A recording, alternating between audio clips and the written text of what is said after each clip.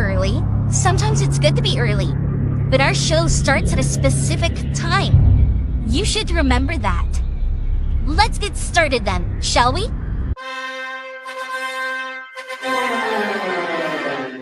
Dillon, I don't give a what you think about a co-host and freshen up my show. It might not be flashy, but sometimes you just got to toss another person to make a statement. My show's about the people's podcast. Everyone has a voice. I don't need a co-host. Go listen to one of the other 5,000 shows with a co-host because they don't have a mouth like the big guy. Opie, are you a career killer with Tim Sabian, yourself, and many others? Be myself. Never had real issues with those people. They just understood that I was a different bird. The rest of them, though, I'm like, oh, shut up. I'm paying your salary because the ratings are so good, so shut up. Right.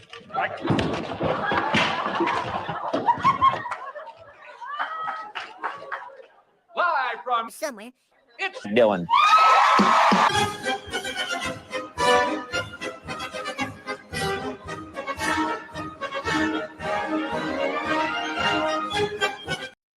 Good whatever to you, whenever you are watching this episode of Co-Host Auditions. I am your co-host, Dillon, and I have my self-taped audition, unsolicited, for a much more popular streamer. Today we are visiting SciShow, and Lindsay Nikole is our host. She has her own channel. We visited her about a year ago. I really like her content. She is a wildlife expert, and today we are talking about chimp war. For all those vegan people, all the people who say animals are so much better than people, they don't declare war. Oh, yes, they did. And here today we have a documented source from a reputable bunch of people, SciShow and Lindsay Nikole, working together to tell us how two chimp tribes were like, hey, we should really make that other tribe not exist. So we are starting off with her usual attire that we know of in her merch store right now, because that is her one of her go-to phrases. This is the earliest mammal that we know of. This is the most disgusting life form that we know of.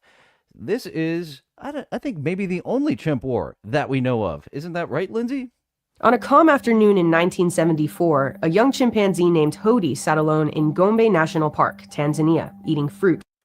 Is that really his name, or is that just his human name? Because we have a lot of trouble pronouncing From a tree. Without warning, he was swarmed by attackers. A patrol of 6 other chimpanzees had found him alone and decided to strike. A male named Humphrey grabbed Hody's leg to stop him from fleeing and threw him to the ground. Humphrey held Hody down as the others pummeled him, hitting and biting him over and over. After 10 minutes of constant beating, Humphrey released Hody and the attackers fled. The chimp laid there, still, for many minutes. Finally, he stood and stared into the forest. Blood ran down his face. He let out a long scream and limped away. This was the last time that Hody was seen in Gombe, and the attack marks the beginning of what's now called the Gombe Chimpanzee War. The years-long conflict pitted friend against friend, mother against daughter, and sent chimpanzees, more of an aggressive species, whereas bonobos, they fuck their differences out. A. Smith is aware of them and how they cook marshmallows over a campfire, and they are sexual deviants. Everyone fucks everyone. You don't know if your own bonobo child is your own. So it's just a big old community fuckfest where everything works out at the end. Not like some fuckfests that I have seen. Ripples through the community for decades. Jane Goodall was among the researchers studying in Gombe at the time, and she was stunned by what followed. The same animals she had observed using tools and forming tight social bonds were apparently capable of the kind of sustained and organized violence that in humans we would call war. So how far back does our predisposition for this kind of violence go? I'm Lindsay Nikole, and on my own channels I talk about evolution and zoology. This is a perfect case study for some of the deeper questions in both of those fields. Although it happened 50 years ago, the Gombe Chimpanzee War continues to be one of the most shocking events in the history of primatology. And in another part of Africa, it may be happening again. Chimp War 2 is amongst us. And we do know, really, the Battle of Tonkin, it was just a smokescreen for the one chimp tribe to invade the other chimp tribe.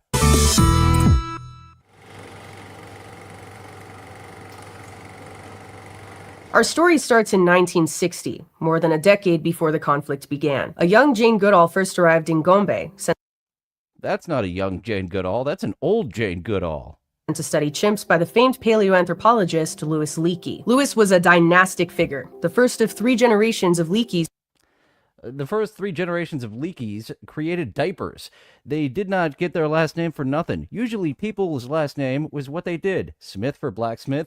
But when you constantly piss your pants, you're not named after what you do. You get named Leaky for your leaky pekka. To work on human origins research in East Africa. He was the director of the National Museum of Kenya and was dead set on getting more researchers out to the field to study modern apes. And not just because modern apes are very cool, that is true. But Leakey thought that to understand the origins of the great apes and ourselves, we needed to know more about modern apes too. And yes, chimps are totally different species from humans, not the ancestors of humans. Our common ancestor was alive sometime between 6 to 8 million years ago. So, there's a limited amount we can learn from their I've never heard of a cat war, but I've definitely seen some cat skirmishes. Those street cats are very territorial. Maybe we'll be able to follow this up with a cat war, or like the Gangland series. We'll get the cat gangs in another episode. Oh, and a big thanks to Hackride Studios for the $3 super sticker. We have got a thumbs up. Thank you so much to Hackride Studios. Looking forward to more content from you guys. Ooh, the Gold Dust, unboxing Gold Dust. I have some insight on Gold Dust because I'm a big-ass wrestling nerd. Looking forward to that members-only channel coming up, that members-only stream coming up soon. Their behavior and apply it to ourselves. But it never hurts to learn more. Well, when Jane first was sent to Gombe Her name is Pussy.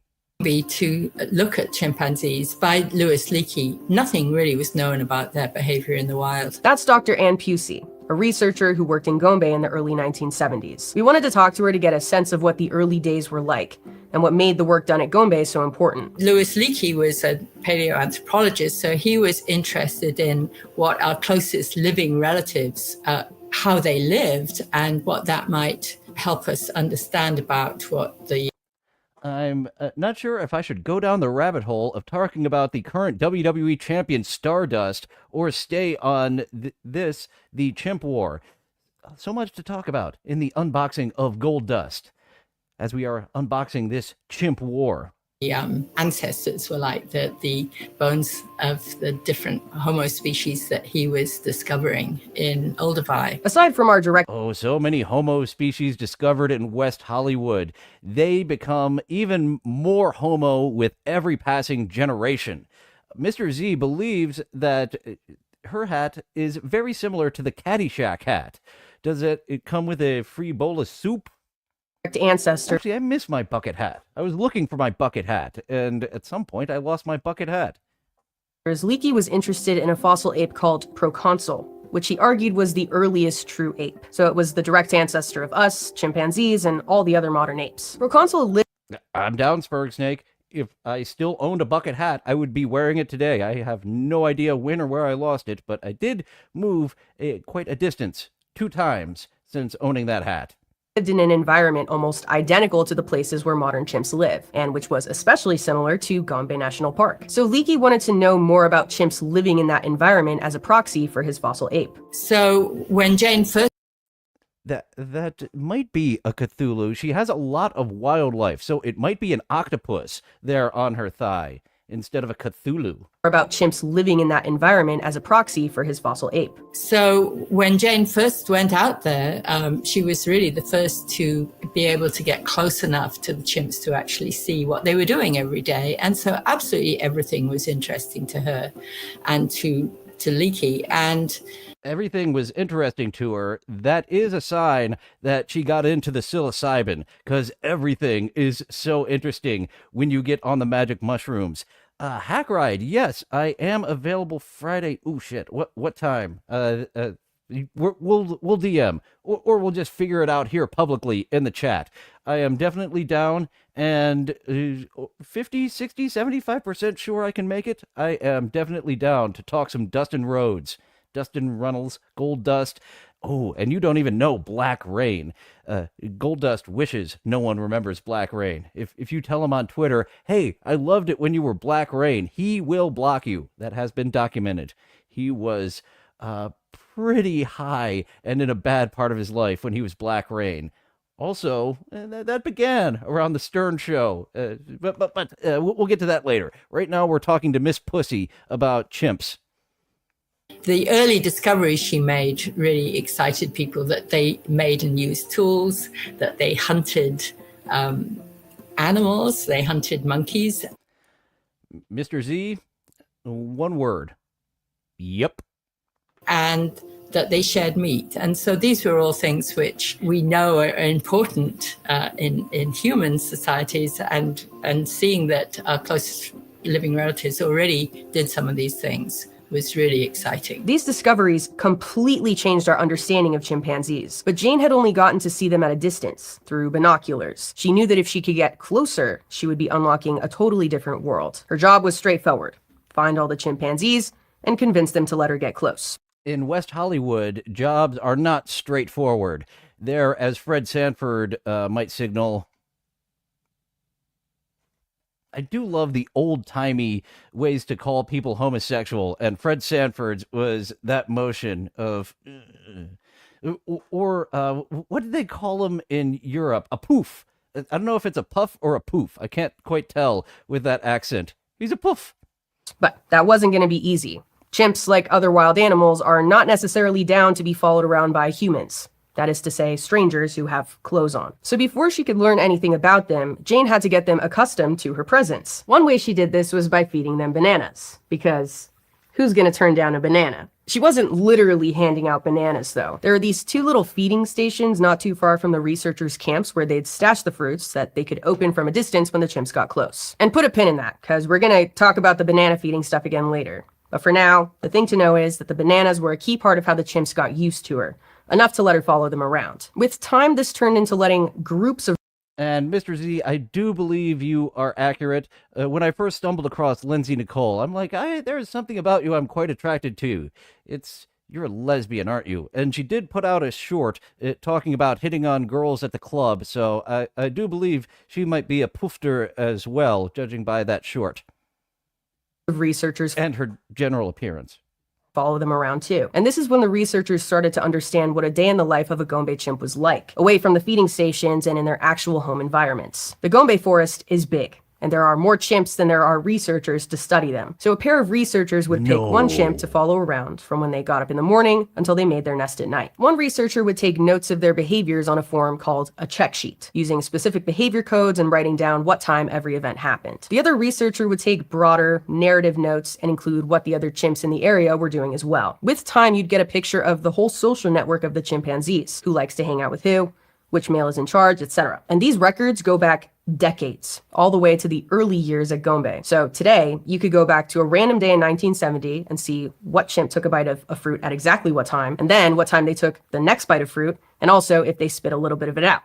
That's insane. A check sheet from 1970 looks basically the same as one that researchers would use today, which makes it easy to compare decades of data all at once. And with enough years of data, you can see how these social groups changed too, which is what Goodall and her colleagues started to see in the early 1970s. At the time, there were three main chimp communities in Gombe: the Matumba in the north. All right, so here are the battle lines. The Casakelia has quite a swath of land. I think it's going to be the top two. The Matumba and the Casakelli is where my money is on of this chimp war happening. North, the Kalande in the south, and the Casaquela in the middle. Casaquela is the group that Goodall had been studying since she arrived. And at the beginning of the 1970s, she could see something odd was happening. Researchers had known for a while that there were two cliques of chimps within Casaquela, based on who came to the feeding station. Oh, we don't even have like two different tribes, do we? This is a civil chimp war. The members of those cliques would still interact with the group at large, just not as often. Gombe staff noticed that the southern clique wasn't coming to the feeding stations as often as the northern group would, even if they put out extra bananas to try and encourage them. The two Mr. Z very worried about the monkeys taking over the neighborhood, and that is not any other type of reference at all, other than to these monkeys on this video. groups spent less and less time together as the years passed, and even seemed like they were avoiding each other altogether. Though the researchers didn't know it, this was the beginning of a conflict that would get deadly. But before we get into all of that, we need to talk about chimpanzee social behavior. Chimps live in big groups of lots of males and lots of females. They have a social pecking order where males are usually higher ranked than females, all leading up to the alpha of the group. The male chimpanzees, who get stuff like first dibs at best food, the most attention and grooming from others in their community. And of course, gangbangs. If you are not an alpha, you're lucky to get the main alpha's sloppy seconds. Once he is tired, then you can sneak on and do stuff with the ladies. Community, that kind of thing. So the opposite of what happens with self-proclaimed alphas in our communities. In chimp groups, the males stay in the group they were born into, while females usually have to migrate into a new territory to avoid inbreeding. That means that males can gain more social capital over their lives, building more complex social networks with each other than the females do. Researchers can usually tell who's the alpha based on the chimp's social behaviors. They look for who does the most dominance displays, where the chimps throw sticks. You would think it would be the biggest pecker, but no. And oftentimes, it's the weird, gangly, awkward chimp that has the biggest pekka. Around, puff up their hair and stuff, and the rest of the group will acknowledge the alpha by making a submissive sound called a pant grunt, lowering their stance, or by running away. And even they lower their stance like this. Very similar to humans. Alpha may not win every contest, so for the most part, researchers tend to say that the chimp who wins the fights the most often is the alpha, even if other males might ruffle him up from time to time. But the alphas don't stay alphas forever. It's not uncommon. Oh, a wrestling analogy could be made here as well. Like a non-title match, a 2 out of 3 falls match. Sure, you beat him 1 fall, but a championship match requires 2 out of 3 falls. For a chimp to be the alpha for a few years at a time, but then as he gets older and weaker, he gets overthrown by a younger and stronger male in the group. Which brings us to another quirk about chimp social groups. Even though their groups are bigger than those of a lot of other apes, you don't really see everyone all together all at once very often. They have what's called a fission-fusion social system. Even though the whole community may be big, Don't get that mixed up with nuclear fission versus nuclear fusion. Apparently that's fine. Just fission fusion is fine for these monkeys. You will get a different result in nuclear dabbling. Only see smaller groups hanging out at a given time. Some animals will keep their whole group together all the time, like a flock of geese, or a herd of zebras, or a flamboyance of flamingos. But chimps don't do that. Flamboyance, eh? Makes sense.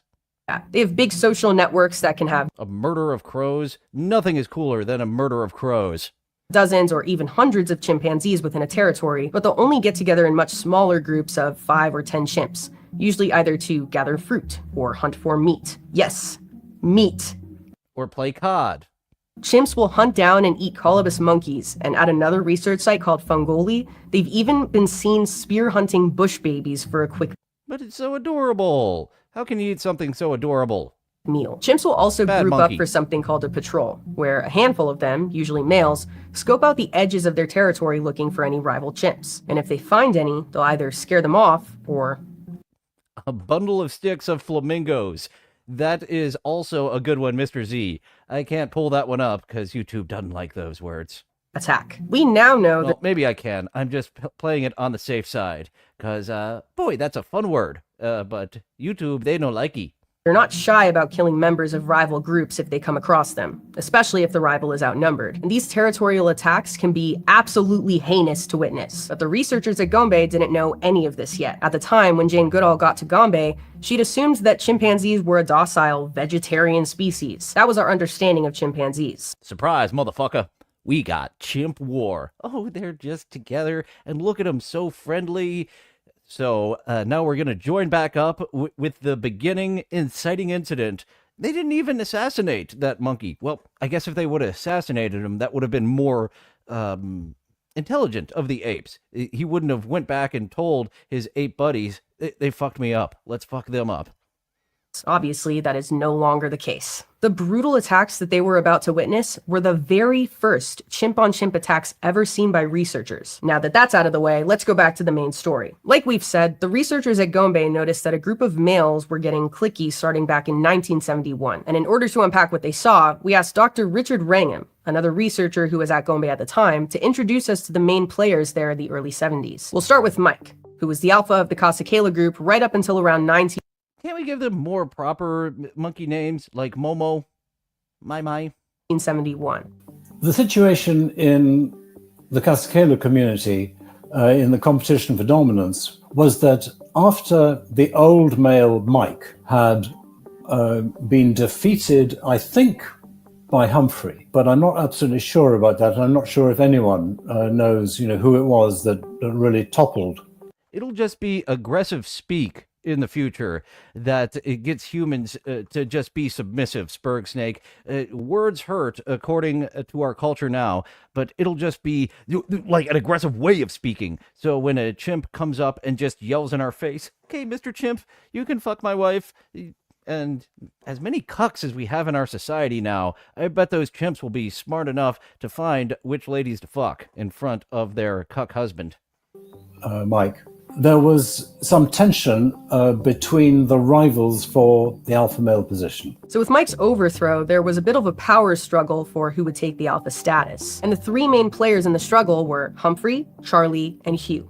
Humphrey was a very brave, bold, annoying character who I think was not very good. Can we call him Jake Paul instead of Humphrey then? At forming alliances with others, but was good at fighting others himself. So he was one candidate to be alpha male, and the only ones who put up serious resistance to that, or the only one who put up serious resistance to that, was a slightly younger male, Charlie, who had the advantage of having his... But why did you draw Charlie so sinister then? Is he going to be even more evil than Humphrey? Look at that brow. That is a brow that just says, "This is the monkey that is going to take the war to the next level." The skirmish into a war. Brother Hugh as a very predictable ally. And Hugh and Charlie as... Oh, yep. That's what these drawings are doing. Both Hugh and Charlie are looking very sinister. Watch out, Humphrey. Your illustration is looking like it doesn't know it's about to be beaten to death. I remember spent the great majority of their time traveling together. The brothers Charlie and Hugh were agitators, liked to stir the pot. They were not particularly happy about Humphrey's promotion. I think it's fair to say that there would be unresolved interactions between Humphrey and... Now this is starting to remind me of the Sopranos type of organization. You made Humphrey a capo? You made Humphrey before you made Hugh and Charlie? We are such loyal foot soldiers. What the hell is this disrespect? We are going to whack Humphrey is what we're going to do. And we're going to take this family all the way out of Jersey and into the ocean? That Hugh and kind of Charlie trailed off, didn't it? Almost warrants a where's the joke? Not quite. Now, I think there's a kind of complexity in understanding what's going on here, because it may well have been, and I think it probably was the case, that Hugh and Charlie charging together, literally just inches apart as they sweep through this relatively open little area, could well dominate and chase any other male, including Humphrey. But the complexity is that it seems as though it doesn't really... Dual alphas. Oh, you're going to be the alpha motherfucker. Yeah, he might win the 2 out of 3 falls match, but not if it's a handicap match. Not if it's a ladder match with 2-on-1, like the King of the Ring 1999. Oh, Stone Cold Steve Austin, you think you're all that. Well, both Vince and Shane McMahon at the same time, and someone in the back operating the ladder. So you can't... not the ladder, I can't think of the word. The apparatus, the belt was hanging on. If a male is dominated in an aggressive interaction, he becomes the bitch. by 2 others. Humphrey can then his butthole is wide. run away screaming. Hugh and Charlie can sit where Humphrey had sat and have their hair out and look proud and achieving. But it's unlikely under those conditions that the victim will actually give the critical sound, which is the pant grunt, that signals unambiguously, okay, you have defeated me and I acknowledge you as the dominant. So even if Hugh and Charlie weren't into Humphrey becoming the new alpha, the two of them together weren't really able to do anything about it. And because of that, it seems like Hugh and Charlie and their friend group started to spend more time apart from the Sounds like A. Smith has hit it on the head. They did not have permission to whack a maid monkey, so they were just less involved in the organized monkey family. rest of the pack. Another chimp that we need to talk about is Goliath. He was a highly ranked male in Kasakela, and had even been the alpha until sometime around 1964. But even after he lost that status, it seemed like he was still pretty well liked in the group. Dr. Pusey recalls spending time watching him in the early 1970s. It's pronounced pussy. Before the split. Well, when I got to Gombe, Goliath was obviously an oldish male. He was fairly bald on top, and he wasn't very high. Gorilla pattern baldness is a thing? I don't believe I've seen such a thing. Ranking, but he was absolutely part of the group, and he'd often come to the feeding area and he'd groom with the other males. I spent quite a bit of time with Goliath, partly because there was a young male, Sniff, who was an adolescent at the time. He was probably about 10 to 12 when I was spending time at Gombe, and I was interested in adolescent males and how they became independent and how they... Whoa, your face lit up a little too much of how you were into adolescent males. I'm not sure that all of your experimentations with the apes were put in your notes and in your studies, were they? Look how happy she got, talking about how much she was into Sniff, the adolescent male.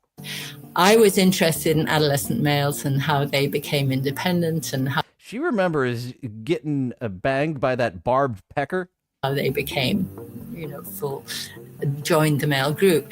And Sniff used to follow Goliath a lot. And Sniff tended to hang out with those southern males. But Goliath was also groomed with northern males, and there was another old male called Hugo.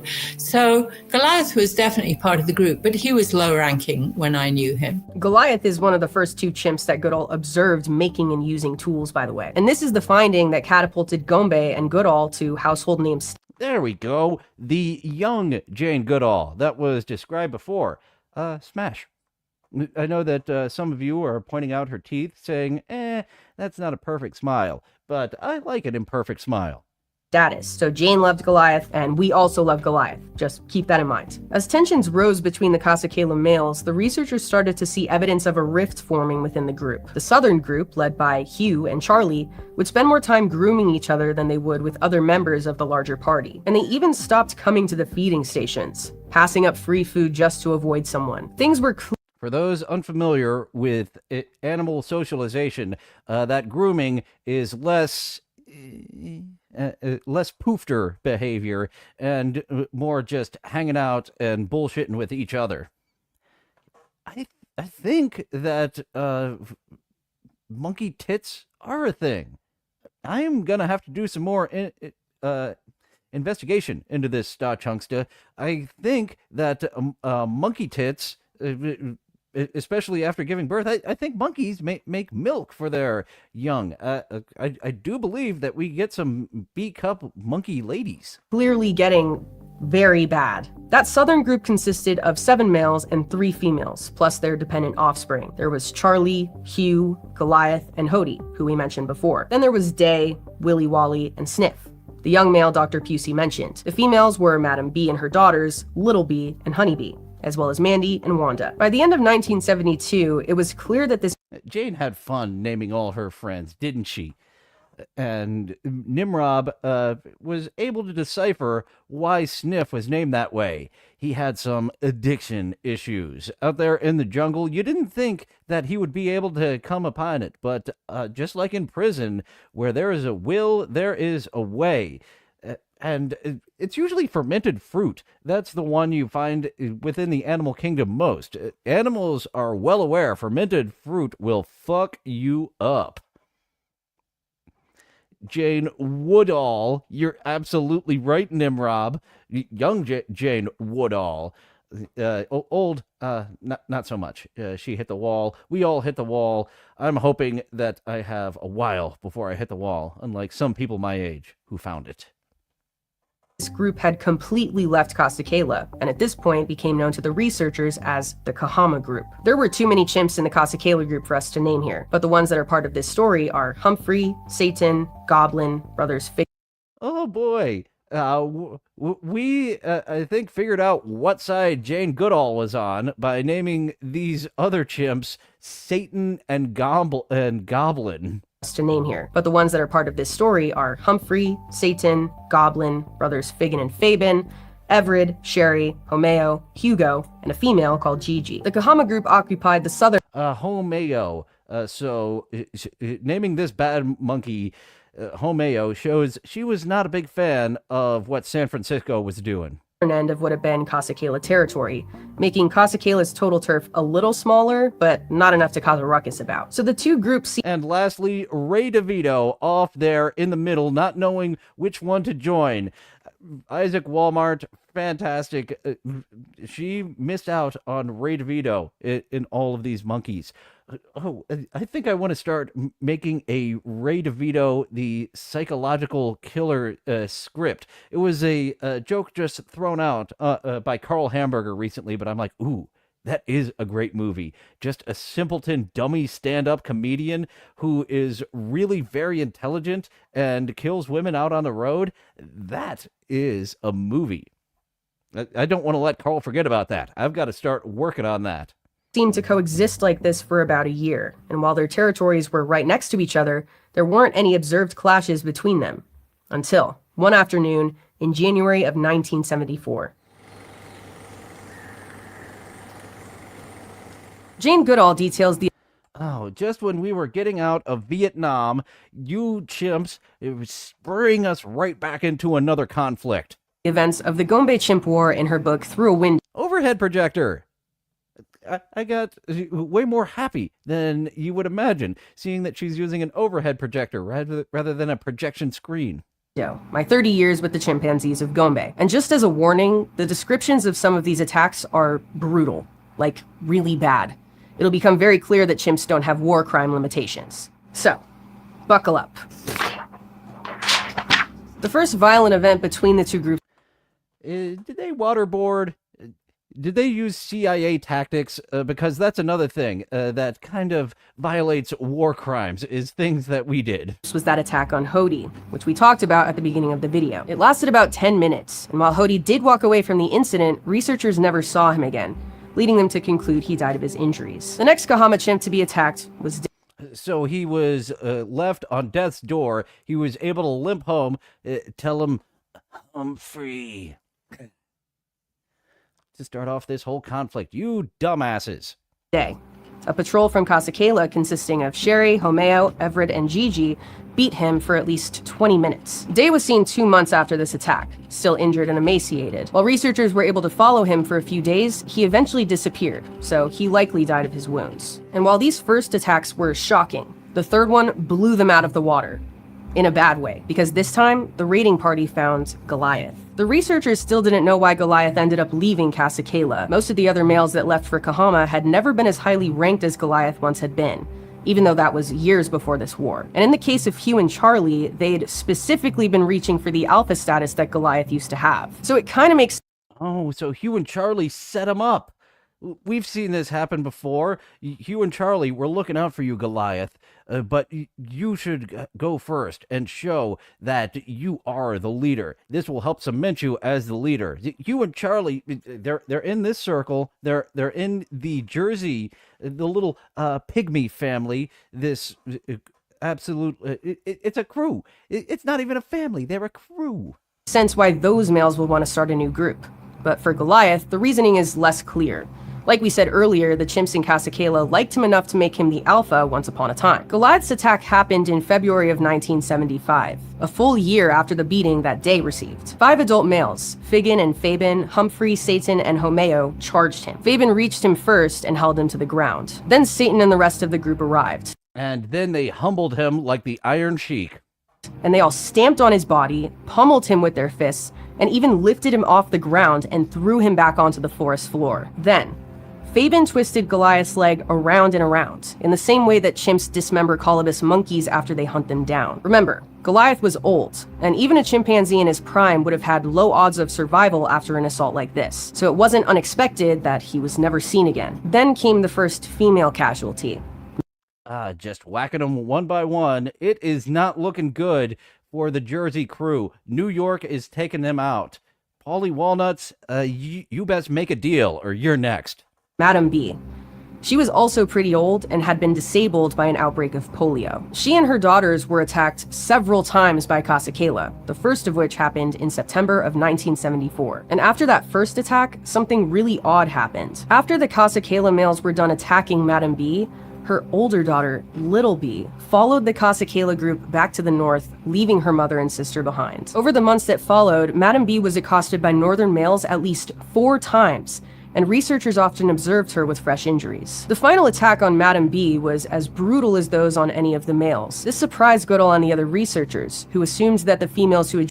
They thought that they were into killing the males and then having the females come on over, join the gang, and literally 3 at a time. That's your initiation, lady.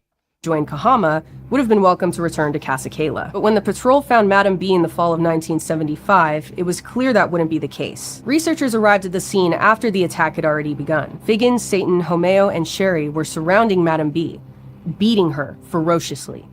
And watching from the sidelines was Little B. She'd stayed with Kasakela after that first attack, and would sometimes join Kasakela patrol parties traveling south. Do you see what happens, Little B? Do you see what happens when you find a stranger in the Alps? Do all my viewers know why I say that? That was the censored version of "Do you see what happens when you find when you fuck a stranger in the ass" from The Big Lebowski. Do you see what happened, Larry? You see what happens when you find a stranger in the Alps? Apparently, that stranger is violent and will beat the shit out of your possessions. So she watched as her companions attacked her mother. At one point, the males started to leave, and Madam B... The little one must have shown some ankle. That is what saved her with her life. Why she was not the next one. Indeed, He tried to stand. Nimrod. Satan and Figgin charged at her and beat her again until she fell. This happened again and again, until finally the males were done. After the attack, researchers searched for Madam B for 2 days, and only discovered where she'd hidden when they spotted Honeybee, perched in the tree above her mother. She took care of her mom for 4 days, until Madam B passed away. Honeybee did survive this war, and would come back to Kasakela as an occasional visitor in the following years. She returned to her birth group when she was fertile, but she never stayed. Researchers did... Welcome to New York, Honeybee. If you know what's good for you, you'll give us a little service down here and then be on your way, alright? Didn't observe the next attack firsthand, but local fishermen told them they'd heard chimps screaming somewhere in the forest. 3 days later, the researchers found Charlie's body by a stream, covered with wounds. His brother Hugh had vanished back in I think it's a bit late for you guys to mount an offensive. The Kasakeli crew they are far ahead. I think you're kind of fucked there, Hammer crew. 1972, without a trace. So it's unclear if he was attacked before the war truly began, or if he joined some other group, or just died of something else. Another male named Willy Wally, who'd also been disabled by polio, disappeared not long after. This left only 1 male and 2 females in the Kahama group. Trapped between their former Kasakela group in the north and the Kalande to the south, there was nowhere for them to escape. The final confirmed attack in this war was against Sniff, the youngest. A Kasakela patrol found him in November. Sniff is a snitch. You cannot trust an addict. I'm surprised they let him live this long. Of 1977, and just as old age had not spared Goliath or Willy Wally, youth didn't save Sniff either. Figgin, Satan, and Goblin were the first to reach him, and their excited shrieks brought Homeo, Sherry, and Everett to the scene. By then, Sniff was bleeding badly, and researchers watched as Satan drank blood from Sniff's face. Yeah. Satan What does he think he's in All Elite Wrestling, drinking blood and thinking it's just okay to put on television? and Sherry dragged him by his legs down a slope, and the group continued their assault for several more minutes until they decided the job was done. Researchers saw Sniff the next day, but never again, so he was presumed to have died from his injuries within a week of the attack. The final 2 females were also never. I don't think this is a monkey war. You're calling this a monkey war. This is a monkey slaughter. This is just one tribe saying, fuck y'all. Seen again. The other tribe, to be a war, the other one needs some type of rebuttal, right? I guess it's a war. It's just a very one-sided war, with the Goliath side. You see what happens, Goliath, when you're too much of a hippie, when you say, oh no, we don't need a military. Whatever happens, happens. We're just peace-loving chimps out here. Humphrey comes and shows you. And while it's possible they integrated into the Kalande group, it's more likely that they too were killed by Kasakela raiding parties. I know this looks super messy, but Honeybee and Littlebee are still alive. But ultimately, the Kahama group had been completely eliminated. So, that was horrific. I don't think I've ever heard of something this brutal in the animal kingdom, excluding us. It's hard to imagine what the aftermath. The monkey hospital, you see, apparently they only have monkey hospitals in some tribes. Not very forward-thinking. They didn't want to put their resources into a hospital when they could have put their resources into searching for more food, which is what they did. Of something like this was going to look like. And as it turns out, it wasn't even that great for Kasakela. Remember, the Kahama group. Tales of puppy drowning coming on the next episode of SciShow. I'm looking forward to that one too, Nimrod. This music is a bit depressing, and I thought there would be a bit more back and forth, but just an all-out slaughter. This isn't as fun as I thought it would be. Group's territory was to the. I mean, we've all watched some fun films on World War II and Vietnam, and those were horrific. But nope, just a full-on slaughter of some peaceful hippies. South, right between Kasakela and the rival group Kalande. By killing their former friends, Kasakela had knocked out the buffer between them and the Kalande chimps, and created a territory vacuum in the middle. The Kalande group moved north and claimed the former Kahama territory for their own, killing more of the Kasakela chimps and forcing them back towards the north. 2 males died, including Humphrey. So we're just gonna skip over some of the other chimp families that were just slaughtered completely to death, but this is a territory thing. Manifest destiny. This monkey society was meant to be from coast to coast. The Alpha. After losing that territory to the south, they tried to move up into the valley where the Matumba chimp group lived in search of food. The Matumba group was larger and stronger than Kasakela, and by all accounts, Matumba should have been able to fend off Kasakela. If they'd attacked, Matumba could have ended them, but somehow Kasakela survived. Barely, but survived. Things eventually calmed down, and an uneasy balance between the 3 groups was reached. After nearly 10 brutal years, the Gombe Chimpanzee War was over. 10 years of chimp war, and we still have a while to go on this video. Act 3, here we go. So they reached a truce when the Germans of monkeys were knocked the fuck down, and they were like, no, knock it off. But they didn't make them turn it into North and South Kasakela. You should have done that and put up a monkey wall to help things out. Worked well for us. So what came from all of this? For the chimps, and also for our understanding of chimp behavior. What came of all this?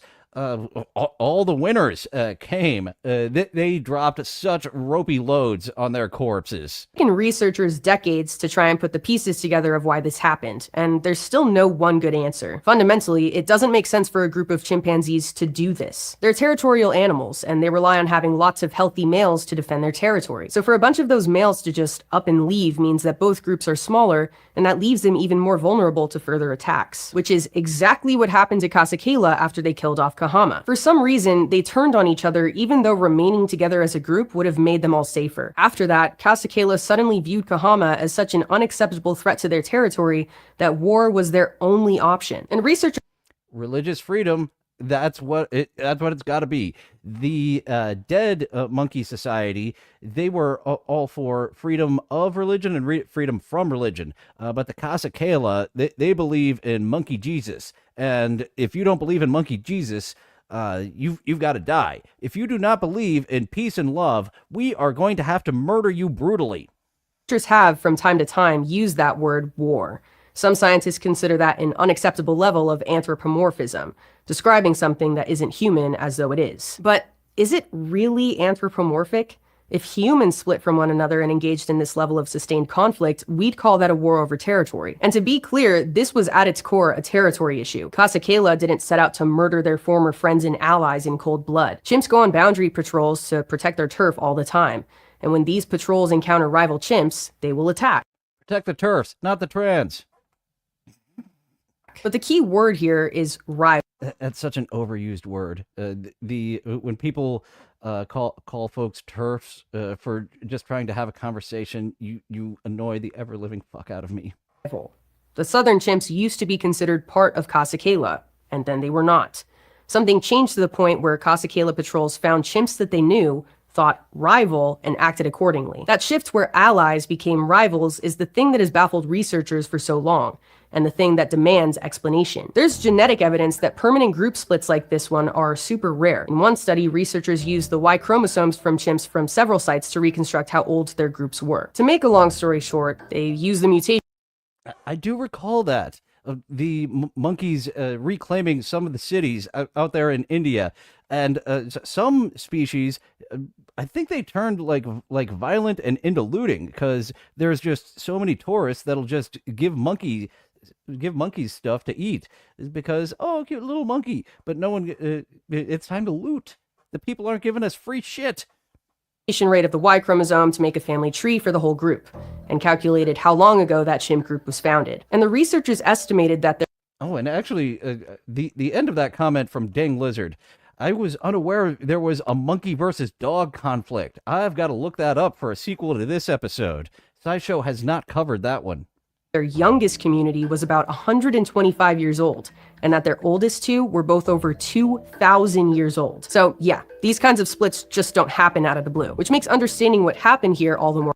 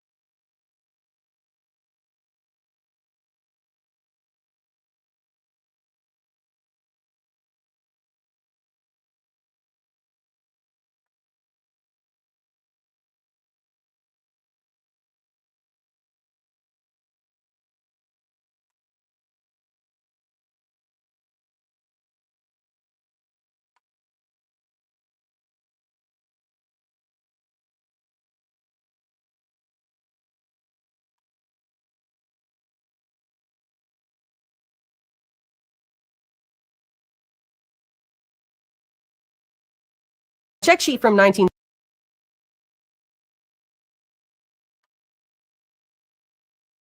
Oh, there I am. So I guess we're done with that portion of the video. It is odd when YouTube sometimes decides, hey, this is not transformative content when it is transformative content. So I guess we're done with the chimp war. There was still some more to go on that video, but I've already got one soft strike on me for watching a public domain video. Just pushing me over to Rumble all the time. Oh yeah, I was supposed to create a Rumble account. I've seen others simulcasting. You just need to input it a little different for the Rumble account. Yeah, I will. If I continue watching that video, I probably will get a second soft strike and not be allowed to stream for a little while. So, gonna end this episode a bit early after we get to some clown ladies. So, on to some clown lady. might be based on animal cruelty, even though it's a nature video. I've always got to keep a second window open so I can stop it immediately.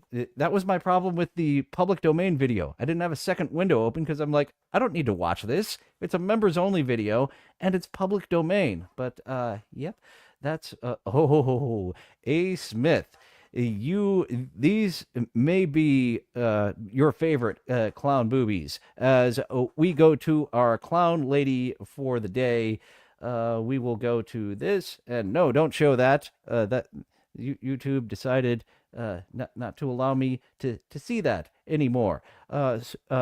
Josie cosplay, or is that Joey cosplay? I think she's reenacting a scene here.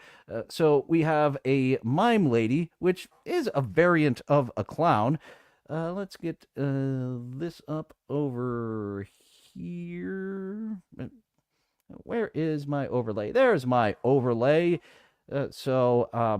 Unfortunately, Josie and her big old boobies do appear to have a boyfriend, this man in the mask.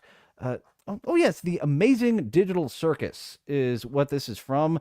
I will go ahead and put that on mute and describe what's happening. This is a video game, Pomni the Clown. A lot of people have been cosplaying, so I'm unfamiliar with Pomni or this lady, and let's go ahead and check out what she is doing.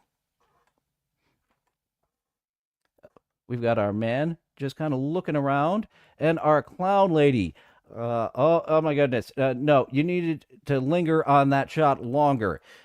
These, that's a lethal amount of boobies. You are going to overdose to death on boobies that size. And I am completely fine with that. Looking for some money.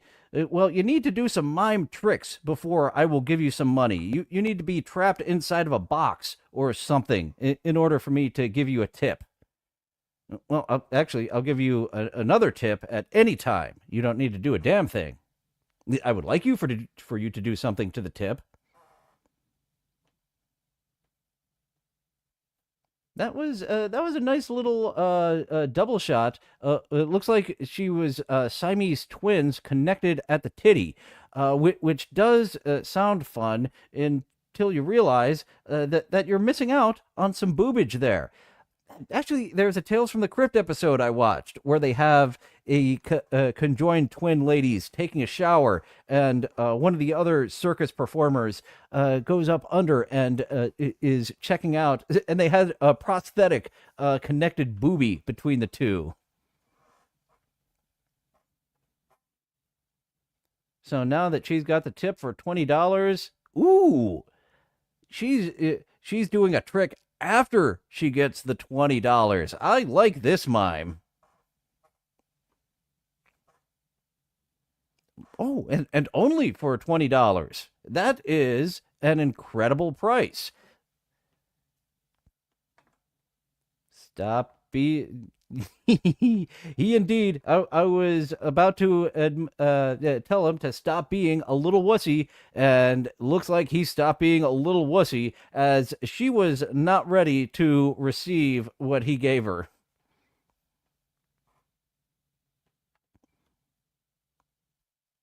Oh, look at that! It's a happy ending.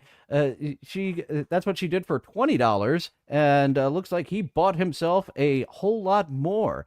So let's check out another one from Josie cosplay. She's as her amazing digital circus mime personality again. A. Smith, more of a butt guy than a boob guy. But this is acceptable. Huge knockers. Yeah, this is not a true mime. You're correct there. So this is a bastardized version of a mime. So, indeed, actually a clown. You've seen clowns that are much more like mimes, but are, well, in their dress. So, officially, a clown lady, not a mime lady, in the fact that she uses props. Oh, yes, and I didn't check if this music is okay or not. So we will not have sound as she plays a little dress up, getting into her bouncy, bouncy, bouncy. I need that on the board, actually. The Animaniacs bouncy, bouncy, bouncy, bouncy.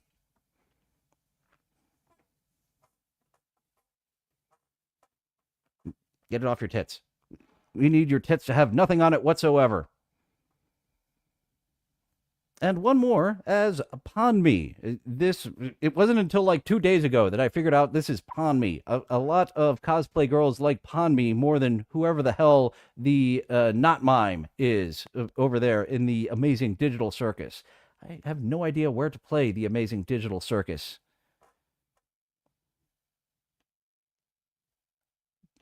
Perfect amount of thickness. You like she needs a little bit of thickness just for her body to support those humongous knockers. If she was just super thin, her back would be broken and she would fall forward all the time.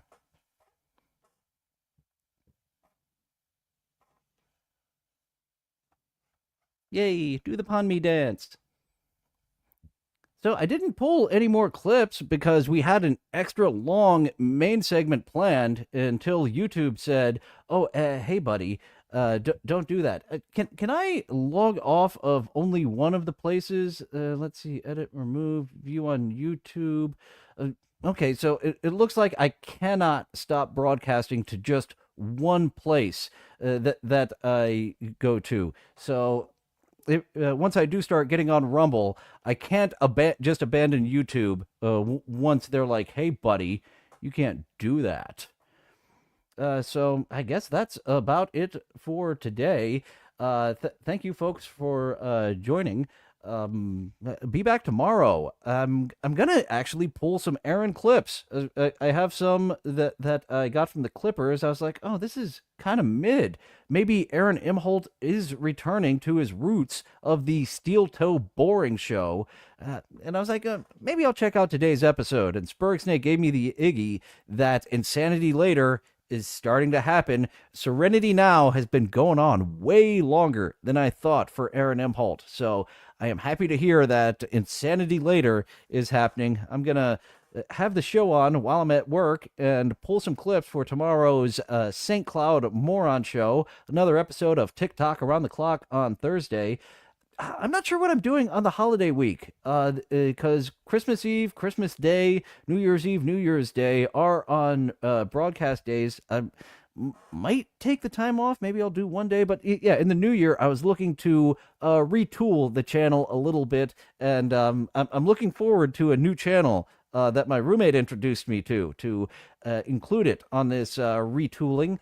But until then, we'll be doing our regular old stuff there. Oh no, Sam Bibley can't go on Rumble. There's some real unsavory types who said it's on site. Actually, I am missing that reference of who said on site. But I'm going to have to get on there over on Rumble, as well as Patreon or something for some bonus episodes. I talked right when I got monetized of doing some watch-alongs with Luigi Greenberg of the David Pruitt years. Ray Pruitt years. David was Donna's good boyfriend, David Silver. But the Ray Pruitt years, those are good years. Those are Tiffany Amber Thiessen. That is years of the Noxzema girl. And yeah, if I'm going to do it, I can't do it here on YouTube. I had fun joining this past weekend on the Skinamax Theater. I'm not sure if that was Bobby Nick's channel or Jib's channel, but they're having some fun over on Rumble. We're trying to have fun over here on YouTube, and you're making us run off to other platforms. So yeah, that's what's happening over here. I think that's all for the Happy Talk. Yeah, I think that's all for Happy Talk. There were some fun things that happened this weekend. Might talk about them with Spurgsnake tomorrow. because I think it'll be more fun to talk to with another person, or I'll get to those stories at another point. But anyways, I am rambling. The happy talk is ending, and now it's turning into a rambly talk. So I've got to thank you all for joining, and thanks for not abandoning when the stream was temporarily suspended. I think I only lost 1 or 2 in that time, so thanks for sticking here till the end. And unfortunately, we don't get to see what happened in Act 3 of the Chimp War, because I'm going to get another strike, another soft strike, I believe, if I continue playing it. So damn it, YouTube, this is transformative content. Sometimes you know what it is, sometimes you don't. And I wish you would be more of a friend. I want to be your friend, YouTube. But that was the episode. That's what we had for today, but I think we made up for the short episode with the biggest clown titties we have ever seen, even bigger than Big Top Mega Honkers, I believe, from Josie Cosplay. So join us tomorrow for the most profitable show on the channel. Another reason why I can't get rid of the St. Cloud Moron show yet. That's where I get most of my super chats. And a big thanks to Hackride for throwing in a super chat. I didn't give him any of the thank you jingles, so here's a little jingle. Thanks for the super chat, super chat, super chat. And I'll go ahead and get out of here. Thank you all for joining. Now, feel free to go away. Well, it looks like that's all the time we have for today. Thank you for going on this adventure with me. It's fun being with friends. I'll see you next time. Bye now. Bye for now. Toodaloo. Au revoir. Auf Wiedersehen. Ciao. Ding dao day. Places all. All join hands, circle left. Now circle right and listen to me. LS, MFT. Elementary corners like swinging on a gate. To right to your honey with the right left 8. Grand right and left around you go. Lucky strike means fine tobacco. Meet your honey and give her a whirl. All swing around with the little girls. Smoke 'em, then you'll see. LS, MFT. Promenade and don't you fall. Promenade around the hall. Lucky strike is first again with tobacco men. Promenade straight down the pike. It's time right now for a lucky strike.